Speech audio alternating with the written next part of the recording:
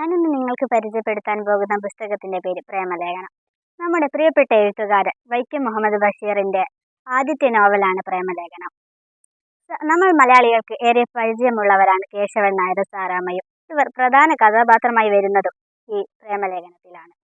സാറാമ്മയ്ക്ക് നല്ല വിദ്യാഭ്യാസമുണ്ടെങ്കിലും ജോലിയില്ലായിരുന്നു. സാറാമ്മ ജോലി അന്വേഷിച്ച് നടന്നപ്പോഴാണ് കേശവൻ നായരെ കണ്ടുമുട്ടിയത്. കേശവൻ നായർക്ക് സാറാമ്മയെ വളരെ ഇഷ്ടമായിരുന്നു. കേശവൻ നായർ സാറാമ്മയ്ക്ക് ഒരു ജോലി നൽകി.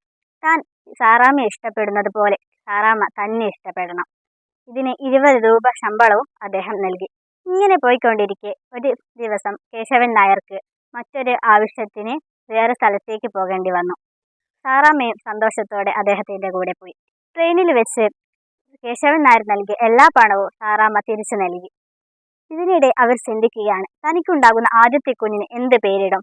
2 മതത്തിൽപ്പെട്ട ഇവർ പല പേരുകൾ പറഞ്ഞു. എങ്കിലും അതൊന്നും ഒത്തുവന്നില്ല.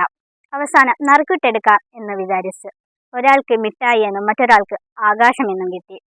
സാറാമ്മ വിളിച്ചു മിഠായി ആകാശം. പക്ഷെ കേശവൻ നായർ തിരുത്തി ആകാശ മിഠായി. ഇങ്ങനെ കഥ അവസാനിക്കുന്നതായി നമുക്ക് കാണാം.